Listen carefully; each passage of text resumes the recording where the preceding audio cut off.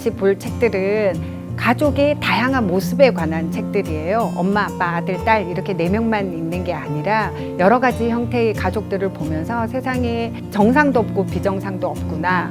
그리고 나와 다른 사람들이 어떤 형태로 어떤 다양한 모습으로 서로 사이좋게 살고 있는가 이걸 보면서 나뿐만이 아니라 다른 사람에 대한 공감의 능력을 올리는 것, 거기에서 성인지 감수성도 같이 크는 거라고 생각을 해요. 그래서 오늘 같이 볼 책들은 가정에서 엄마의 모습들이 어떻게 달라지고 있나, 그리고 그런 달라지는 엄마의 모습을 아이들은 또 어떻게 받아들이고 있나, 그런 책들을 같이 살펴볼 겁니다.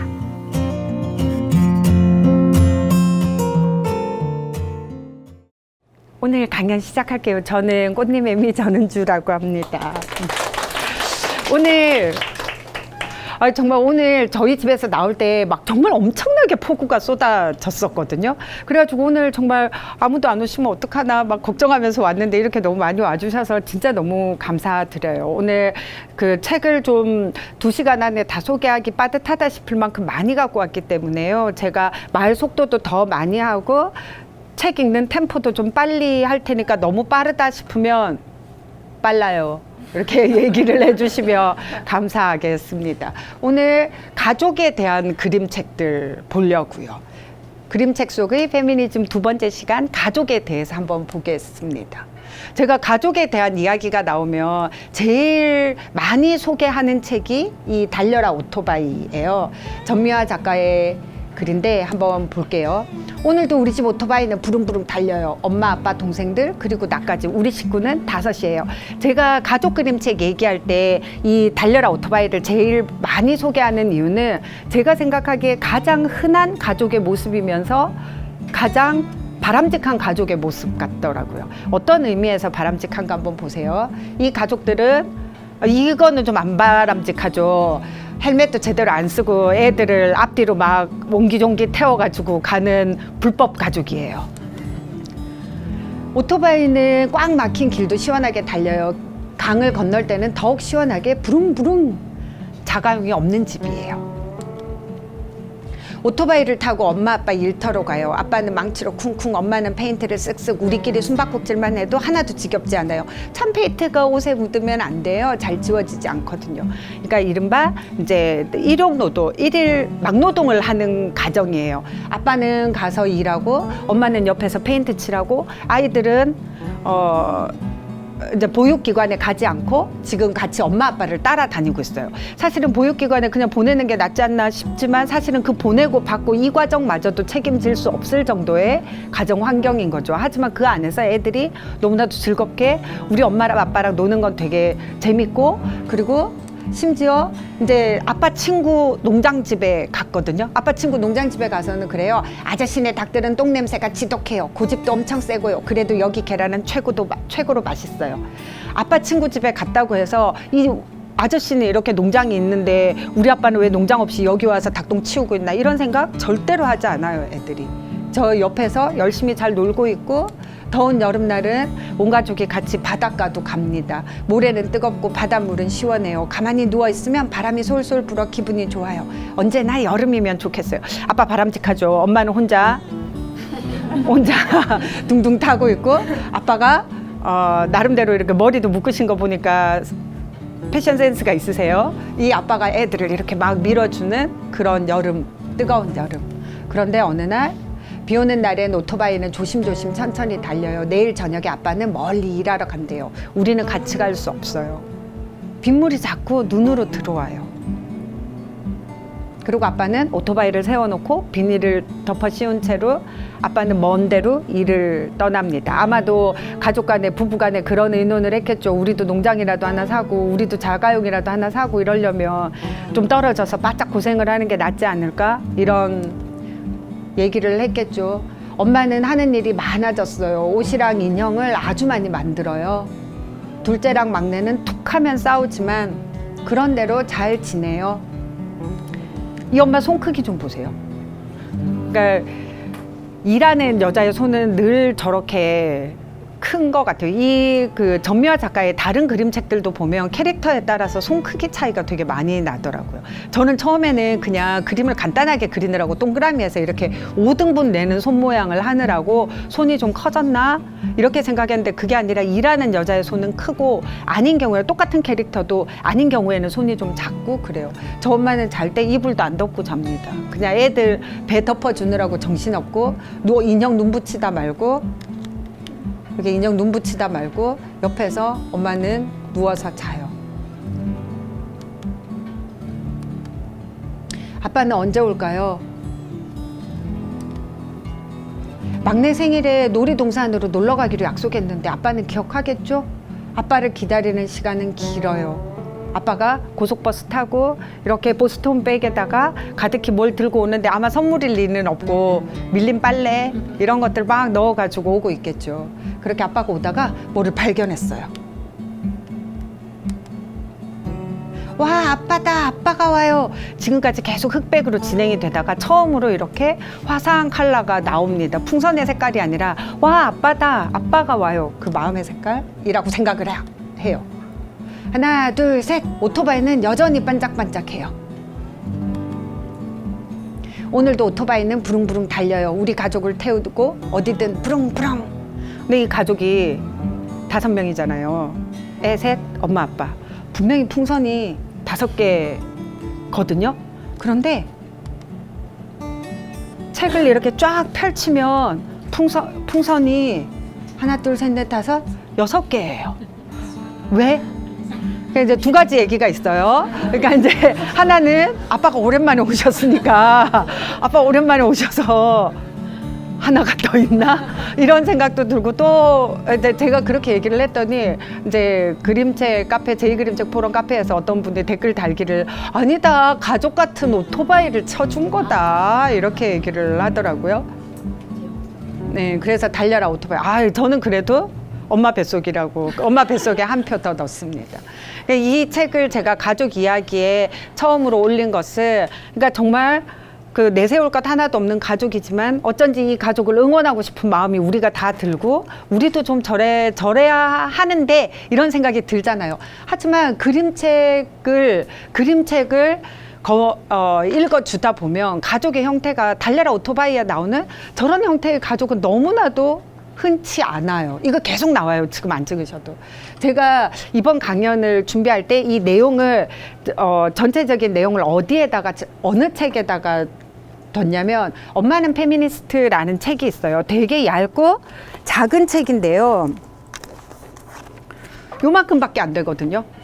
요만큼밖에 안 되고 두께도 요만큼밖에 안 돼서 정말 하루 이틀 뭐 잠깐이면 읽을 수 있는 책인데 계속 치살룸이라는 여자의 태어난 지 얼마 되지 않은 친구의 딸을 위해서 친구가 이제 이 그 치마만다 응고지 아다치의 작가에게 물어본 거예요. 내가 너 같은 그 페미니스트로 내 딸을 키우려면 어떻게 해야 될까? 거기에 대해서 답하는 15통의 편지 내용이고요. 그 중에서 5개를 뽑았어요. 흔히 쓰는 표현에 의구심을 가질 것. 흔히 쓰는 표현 중에 행복한 우리 가족이라는 말을 제가 뽑았고 그것 때문에 아까 전에 이제 그 달려라 오토바이를 넣었어요. 그러면서 가족을 이제 검색을 해보면 가족이라는 제목이 들어가는 그러니까 키워드가 들어가는 그림책을 검색을 해보면 저렇게 나와요. 가족은 꼭 안아주는 거야. 즐거운 가족 나들이 와글와글 가족 스티커로 놀아요. 나와 가족. 이 그림들의 공통점이 뭐게요? 행복한 가족이 있고 다들 웃고 있고 아주 바람직하게 얘기되는 가족상인데 이 그림에 있어서 제가 이렇게 전반적으로 100% 이렇지는 않았지만 대부분 그냥 별 생각 없이 위에서부터 클릭한 거거든요. 가족이라는 제목을 넣고 여기에 공통점은 엄마, 아빠, 아들, 딸이라는 거예요. 그러니까 엄마, 아빠, 아들, 딸을 최고의 정상적인 최고의 형태의 어떤 가족이라고 생각해 두고 나면 여기에 이 정상적이고 최선의 형태의 가족에 해당되시나요, 다들? 우리는 다 그렇게 최선의 정상적인 가족에 해당이 안 되는 사람들도 많을 만큼 우리가 머릿속으로 생각하는 가족의 형태는 엄마, 아빠, 그리고 아들, 딸. 아빠가 엄마보다 키가 좀 더 커요. 아빠가 엄마보다 키가 좀 더 크고 웃음도 좀 더 크게 웃고 그리고 아빠가 보호해주고 행복한 우리 가족. 행복한 우리 가족이라는 키워드에 딱 맞는 그런 책들을 골랐는데 제목에 정말 한 글자도 안 틀리고 행복한 우리 가족에 딱 맞는 책이 있더라고요. 한성옥 작가가 그린 책인데, 그런데 너무 웃긴 건 이렇게 보면 행복한 우리 가족인데 이 그림은 너무나도 행복해 보이는데 표지 전체의 모습은 어쩐지 뭔가 불안한 표지를 갖고 있잖아요. 심지어 우리 가족 끝에 이렇게 폭탄이 달려 있어요. 제가 이 책은 소개해 드리지 않을 건데요. 안에 내용은 어떤 거냐면 행복한 우리 가족이 아침에 이렇게 그 나들이를 시작해서 밤에 돌아올 때까지 이 가족들이 얼마나 민폐 짓거리를 하는가예요. 그러니까 가서 들어가지 말라는 잔디밭에 들어가고 그 미술관에 가가지고는 이렇게 근처에 앞에 가까이 가지 말라는데 끝까지 가고 마지막 대미를 장식하는 거는 장애인 주차장에 차를 주차를 해요. 그러고는 집에 들어와 SNS에 오늘의 즐거웠던 가족 사진을 올리는 걸로 끝나는 그런 행복한 우리 가족. 이 가족은 아주 만족스러운 외출을 하고 나왔는데 이 가족을 한 발짝 떨어져서 보는 독자들 눈에서는 도대체 행복이라는 게 이런 것인가? 이렇게 해서 이루어져야 되는 행복인가? 이런 생각을 하게 되는 그런 책이거든요.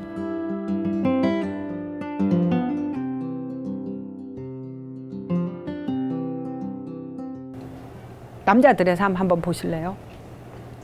산을 오른다. 산을 오르는데 이거는 무슨 줄이게요?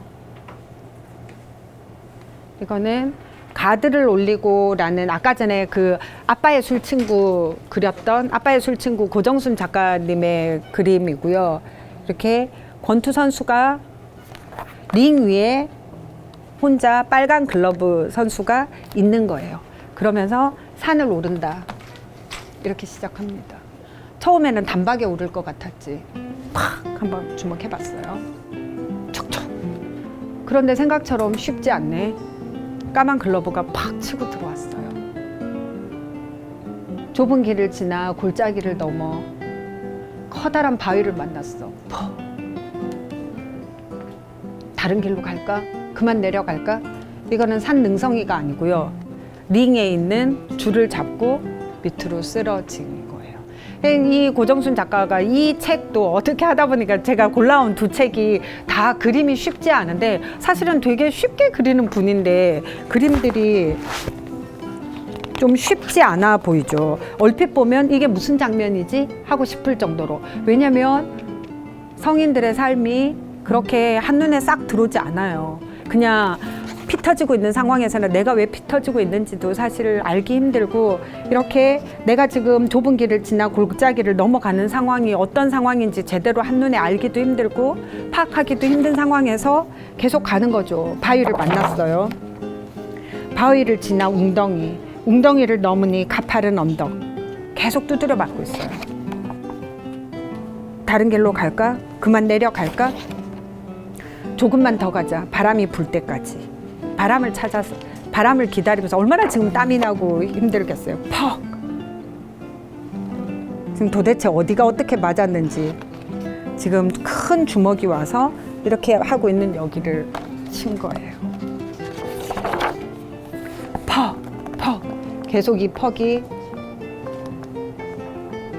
나옵니다. 여기가 어디지? 나는 뭘 하는 거지? 올라갈 수 있을까? 지금 좀 올라갔어요. 맞아서 뒤로 제껴지느라고. 퍼벅. 더 이상 한 걸음도 못 걷겠어.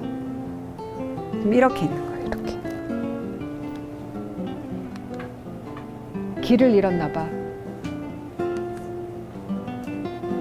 땀이 비처럼 쏟아지고 다리에 힘이 풀려.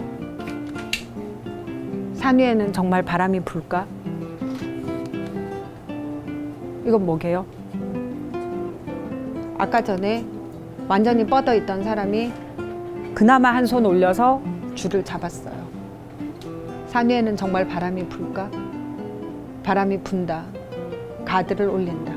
처음으로 선수 얼굴이 나왔고 이 와중에 웃고 있어요. 웃고 있는 건지 아니면 정신줄을 놓은 건지는 알 수 없으나 가드를 올린다. 아무도 없는 모퉁이에서 다시 가드를 올리고 이렇게 책이 끝나요. 이렇게 끝나는데 제가 이거를 태교 강연 할 때 읽어드리면요. 그 태교 강연은 남자분들이, 그러니까 부부가 같이 오는 경우가 많으니까 남자분들 많이 오잖아요.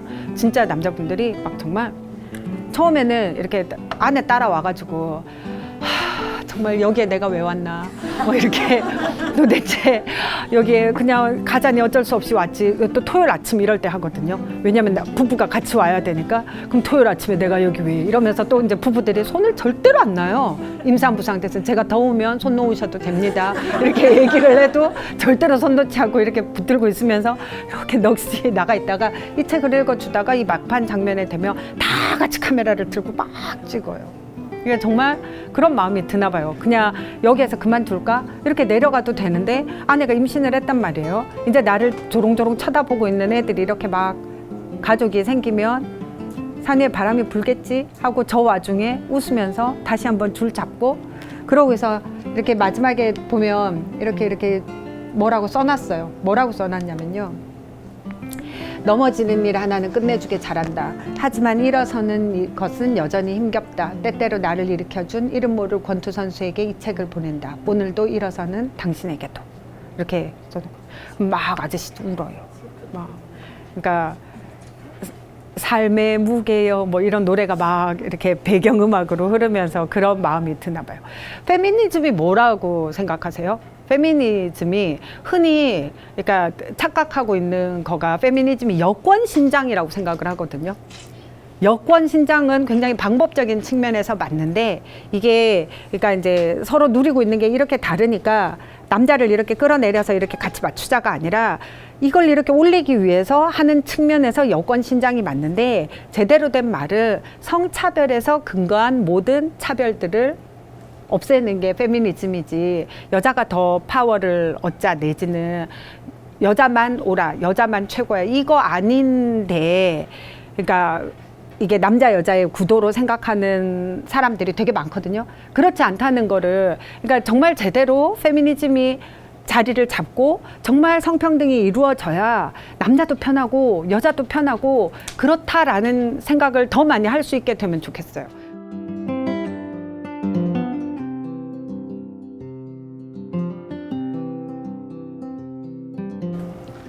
이 막두도 이렇게 열심히 사는 여자 이야기인데요. 이건 제가 진짜 잘 읽을 수 있어요. 왜냐면 이건 제가 사인을 받은 거예요. 작가분이 사인을 이렇게 해주셨더라고요. 씩씩한 여자 막두처럼 때로는 당당하게 때로는 담담하게 응원합니다. 정희선.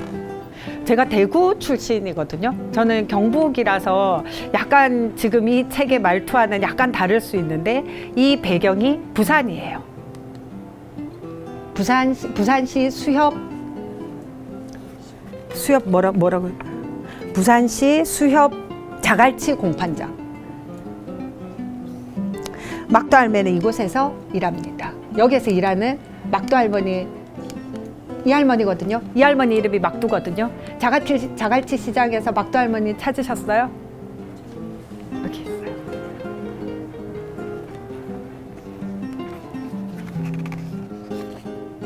할매요, 도미 얼마입니까? 싸게 줄게. 한 보소. 도미 싱싱하다. 별론 것 같은데 아가미가 덜 붉다. 살도 덜 땡땡하고. 아이고 당신보다 싱싱하여. 안 살려면 그냥 가소마. 부산분 혹시 계신가요? 이게 경북이라서 이게 경북하고 경남하고 다르거든요. 하지만 뭐 나름 네이티브. 근데 60년 가까이 장사한 사람이요. 거짓말 하나요? 사지도 않을 거면서 몰랐고 도미만 꾹꾹 눌러 쌌노. 그래 뭐라 했는데 사가라 했지 뭐. 도미가 당신보다 훨씬 젊다고. 호호호 도미가 젊다고. 그러니까 그냥 가드나. 가지 그러마. 도미 맨키로 얼굴 붉게져가지고 갔다 아이가. 아이구마 속은 시원타만 그래 불뚝 실어보갖고 어디 장사하겠나. 시끄럽다. 내 장사만 잘한다. 그거는 한 잔 더 따라봐라. 아줌마들이 모여가지고 지금 하고 있어요. 왔나? 오늘은 뭐 줄까? 글쎄 뭐가 좋을까요? 우리 엄매가 요즘 밥도 통 안 먹고 옷에다 똥도 싸고 힘드네요. 그게 치매도 치매지만 기운이 떨어져가 그런 기다. 광어 큼지막한 놈으로 하나 가가 미역 넣고 푹 꼬아드리라. 도미 이거는 그냥 줄게. 소금 뿌리가 꼬아드리고. 커피야, 네 바지 색깔 지긴다. 호호호, 아줌에 보는 눈 있네. 오늘 기분 한번 내봤지요. 시끄럽다 하시나요? 네 궁디에서 꽃이 나오겠다. 입에 딱 붙어요. 할매는 이곳에서 울고 웃으며 60년을 보냈습니다. 나도 절에 젊을 때가 있었지. 할매가 10살 때였습니다. 나라에 전쟁이 났고 피란길에 어린 막두는 식구들을 잃어버렸습니다. 막두야, 잘 들으라. 우리는 부산으로 간다. 혹시라도 헤어지게 되면 영도다리로 와야 한다. 알겠지? 발 디딜 틈 없는 기차 안에서 엄마가 한 말이었습니다. 이거는 북쪽 사투리로 해야 될 것 같은데 그거는 어디서부터 얼마나 걸었는지 모릅니다. 막두는 무조건 부산으로 왔습니다. 그리고 영도다리를 찾았습니다. 다리 위에 막두처럼 가족을 찾는 사람들이 바글바글했습니다. 어머니, 아바이! 막두는 사람들 사이로 외치며 다녔습니다. 그때였습니다. 땡땡땡땡 종소리가 나더니 사람들이 한쪽으로 물러났습니다. 그그그그그그그그그그 육중한 소리를 내며 다리가 올라가기 시작했습니다. 얼마 뒤 거대한 벽 하나가 우뚝 섰습니다. 어찌해 볼 수 없는 괴물이 막두의 앞길을 가로막고 있는 것만 같았습니다. 무서웠습니다. 숨이 멎을 것만 같았습니다.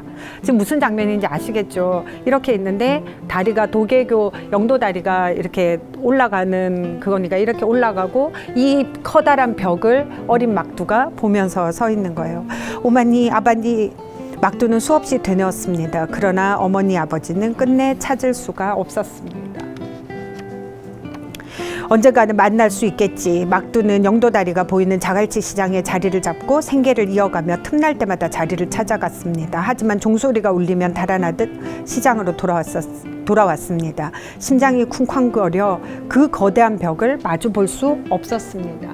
여기 막두가 있고요. 막두 지금 뭐 하고 있냐면 이 동네에 지금 자리 잡은 아저씨들이 남의 가게 앞에서 지금 10,000원이! 이렇게 쫓아내고 있죠. 그러고 나서 허둥지둥 이렇게 한 다라이 들고 팔던 거 막 들고 옆으로 가는. 근데 표정 보니까 근데 잠시 후에 온다 이런 표정을 하고 있어요. 10년, 20년, 30년 세월이 흘러 막두는 어느덧 아지매가 되고 할매가 되었습니다.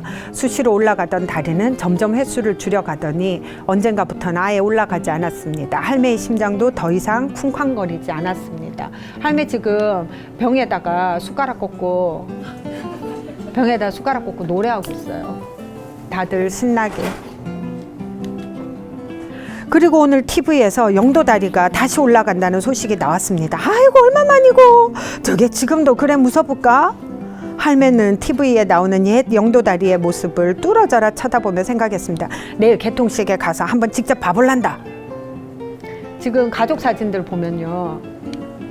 이제 막두 할머니 여기 이렇게 앞머리 그루프 딱 말고 혼자 꽃바지 입고 돈 좀 모아가지고 자개농도 샀고, 그리고 이 벽에 걸린 데 보면 요게 자세히 그러니까 실제 이렇게 그 책으로 보면 영정사진이에요. 아저씨 영정사진이고, 그리고 여기 학사모를 쓴 자식이 셋 있고, 그리고 여기 애기들 사진이에요. 결혼식 사진도 있고, 여기 아줌마 막두 할매 놀러 가가지고 춤추고 놀고 있는 사진도 있고. 저 딸이가 지금도 그래 무서울까? 이러고 갔어요. 그때처럼 사람이 구름같이 모여 있었습니다. 할매는 한쪽에 자리를 잡고 서서 숨을 크게 들이쉬었습니다.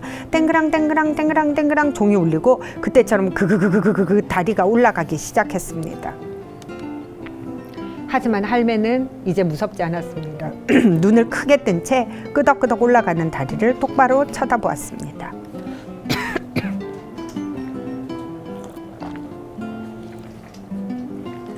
오마니, 아바이 대단하지요. 막두도 저만치로 대단하게 살았습니다. 다리 저편으로 갈매기 떼가 날아올랐습니다. 이리 와요. 이 도미 안 보소. 내만치로 싱싱하다. 막두 할매가 다시 하루를 시작합니다. 할매의 목소리는 싱싱한 도미보다 더 싱싱합니다. 할매 궁대에서 꽃 나오겠다.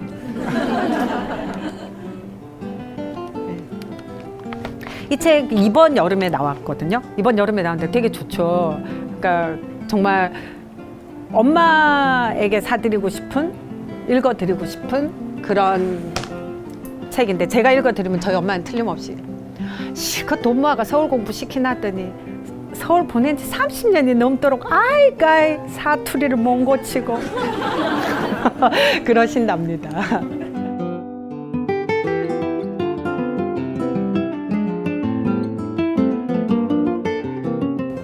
아이를 페미니스트로 키우는 5가지 방법 중에 흔히 쓰는 표현에 의구심을 가질 것 있고, 그 다음에 호감형이 되는 것을 거부하라가 있었어요. 3번으로 갔어요. 호감형이 되는 것을 거부하라. 사람들한테 친절하지 말라가 아니에요. 이 책에서 계속 끝없이 얘기하는 게 뭐냐면, 그 사람이 얼마를 갖고 있던 간에, 그 사람의 지위가 무엇이든, 그 사람의 피부 색깔이 어떻든 그 사람에게 친절해라. 근데 이 친절하라는 게 내가 할 수 있는 선에서 친절하라는 거지, 막 그 사람을 위해서 희생하고 착하게 되고 이러라는 얘기가 아니거든요. 그러니까 내가 좋은 애가 돼야 하고 착한 애가 되어야 한다라는 요구를, 사실은 아들한테는 씩씩한 사람이 되어야 한다, 성공하는 사람이 되어야 한다는 요구를 더 많이 하고, 딸에게는 착해야 한다, 순해야 한다, 선해야 한다라는 요구를 처음부터 따로 주고 있었던 게 아닐까. 그렇다면 호감형이 되어야 한다, 내가 좋은 사람이 되어야지 라는 생각이 어떤 역할을 할 수 있나 한번 볼게요. 가족의 앨범이라는 그림책이 있어요. 이제 실비아 다이네르트. 이거 좀 오래된 그림책인데, 이건 어떤 내용이냐면, 이게 삼촌이 이 집에 같이 살아요. 생쥐 가족에게 사는데, 이 삼촌이, 근데 그거 아시죠? 성폭행과 성추행은 대부분 아는 사람 가운데서 일어나고 극히 가까운 사람들한테서 일어난다고. 이 삼촌이 계속 이 담비한테 자기 꼬리를 만지라고 해요. 저는 이거 원서가 너무 궁금해요. 원서에도 꼬리 만지라고 돼 있는지. 꼬리를 계속 만지라고 해요. 막둥이 삼촌은 담비를 다시 무릎에 앉혔어요. 그리고 꼬리를 내밀며 말했어요. 담비야, 만져봐. 그럼 아주 근사한 일이 일어날 거야. 그러나 담비는 삼촌의 꼬리를 만지고 싶지 않았어요. 이제는 삼촌이 인형을 고쳐준다고 해도 싫어요. 그런데 어떻게 싫다고 말해야 할지 모르겠어요. 담비는 그냥 도망가고 싶었어요. 그런데 삼촌이 그렇게 얘기하거든요. 얘는 왜 말을 못하냐면, 네가 만약에 우리 비밀을 말하면 천둥번개가 치고 네가 소중히 여기는 가족 앨범은 찢어지고 말 거야. 그러니까 너 하나만 입 다물면 너네 우리 온 가족이 다 여전히 평화를 누리면서 잘 살 수 있는데, 네가 이 얘기를 하면 가족 앨범이 찢어질 거야. 우리 가족이 깨질 거야. 큰 싸움이 벌어질 거야. 이렇게 이 삼촌 지금 뭐 하는지 보이시죠? 이렇게 하는데 결국은 이 담비가 엄마한테 얘기하고, 마지막 장면은 뭐가 나오냐면, 이렇게 담비 가족 사진에 삼촌이 빠진 게 나와요.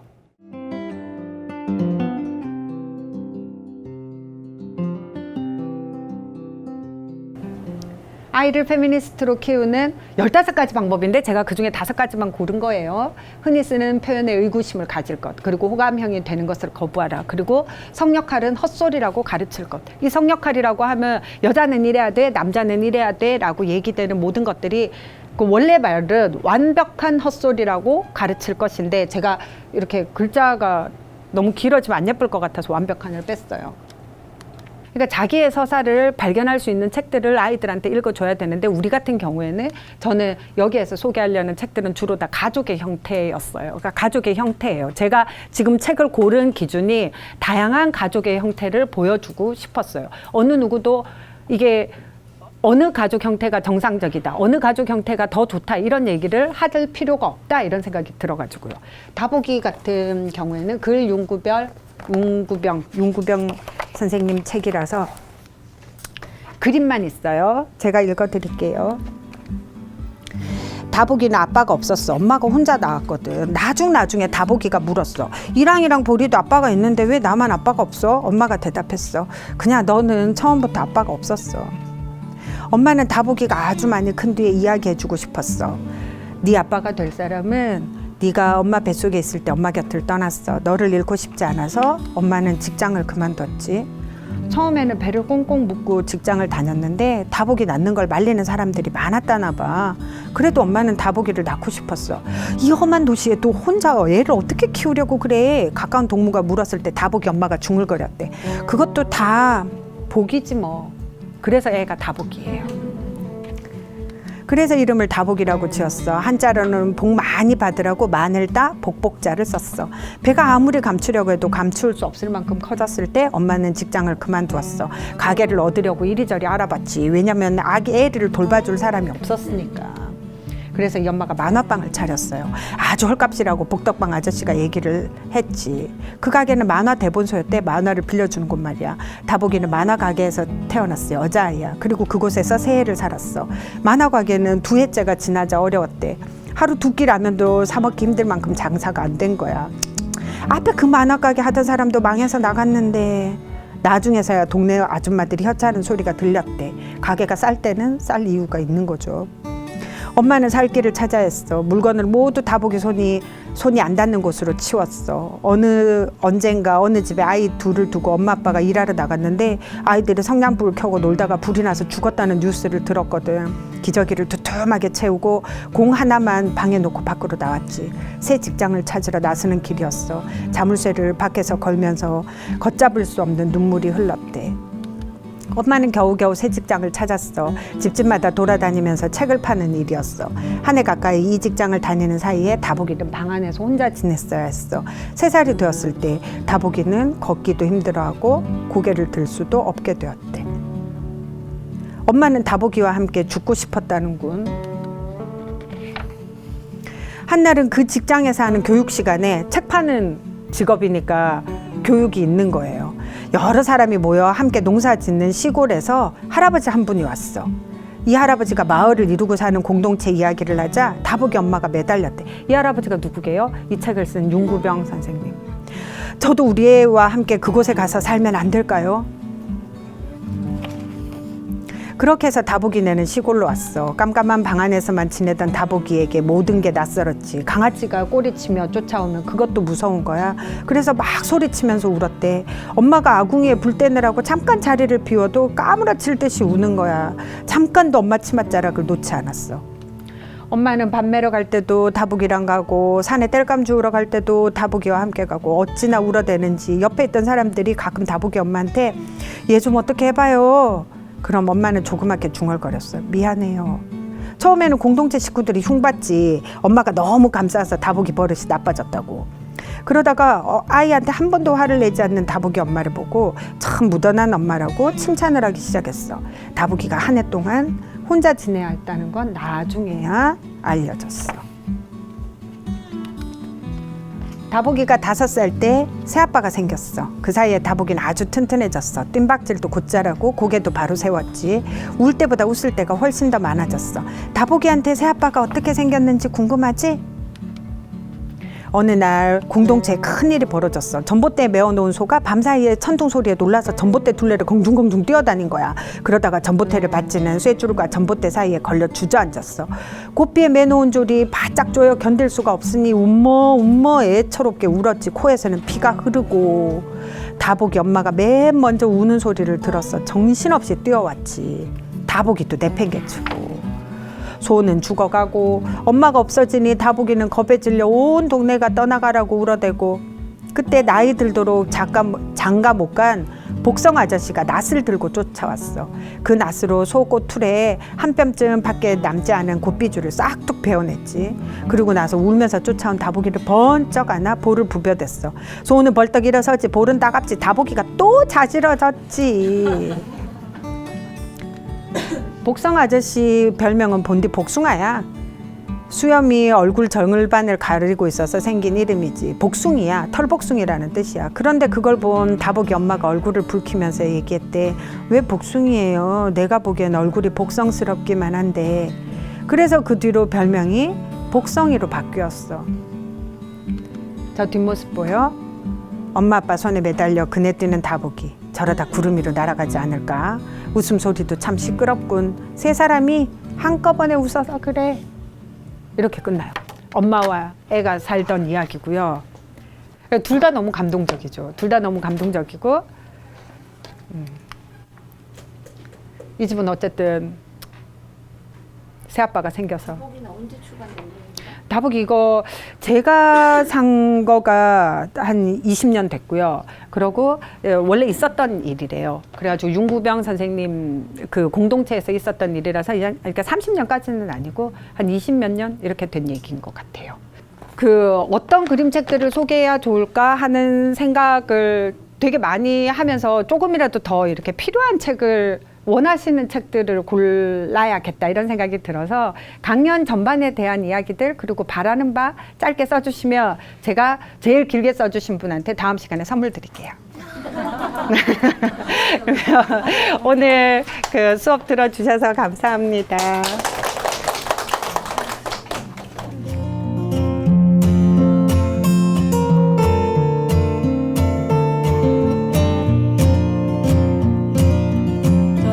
페미니즘보다는 그림책에 관심이 많아서 이 강의를 신청하게 되었는데요. 오늘 그냥 우리가 일반적으로 생각하는 그런 평범한 가족 말고 여러 가지 다양한 가족에 대해서 선생님께서 말씀해 주셨는데 저 자신에 대해서 다시 한번 생각해보고 그리고 다른 다양한 가족에 대해서도 내가 어떤 시선으로 보고 있었는지 그걸 생각해 볼 수 있어서 좋았던 것 같아요. 페미니즘이라든가 아니면은 성평등 이런 단어들이 솔직히 많이 불편한 단어들이고 웬만하면 피하고 싶은 그런 단어였고 경우였는데 그림책이란 매체를 통해서 조금 더 편하고 그리고 조금 더 가깝게 느끼게 만들어준 그런 기회가 된 것 같아서 저한테는 아주 유익한 시간이 되고 있습니다. 집에서 아이들한테 책을 많이 읽어주고 있는데요. 이제 남자와 여자에 대해서 그리고 인간에 대해서 아이들한테 가르쳐 주어야 되는 이런 상황들이 많이 생기더라고요. 근데 그럴 때 어떻게 설명을 더 해주어야 되나 그림책의 이야기와 연결지어서 그런 고민을 많이 하고 있었는데 이번 강의를 통해서 그런 부분에 대한 선생님의 조언을 좀 많이 들었고요. 이런 그림책 강연을 통해서 부모님과 또 아이들과 자연스럽게 즐거운 이야기, 재미있는 이야기, 또 감동을 주는 이야기로 좀 이런 페미니즘, 성인지 감수성에 대해서 가족의 이야기로 나눌 수 있는 계기가 된 것 같아서 감사하게 생각하고 있습니다. 저희 금날의 도서관은 그림책을 특화하여 그림책 깊이 읽기, 그림책 작가 탐구, 어른을 위한 영어 그림책, 그림책 지오그래피 등 다양한 그림책 특강을 진행해 오고 있습니다. 그리고 올해는 기리의 문화 공모사업에 선정되어 그림책 속 페미니즘이라는 주제로 그림책 속 성역활과 전래동화는 어떻게 남자와 여자를 구분하고 있는가를 재미있게 그림책으로 풀어보고자 이번 인문학 강의를 진행하게 되었습니다. 사랑과 그림책의 소통으로 그림책 대중화의 미끄럼이 될 수 있는 그림책 인문학 강좌에 많은 참석 바랍니다.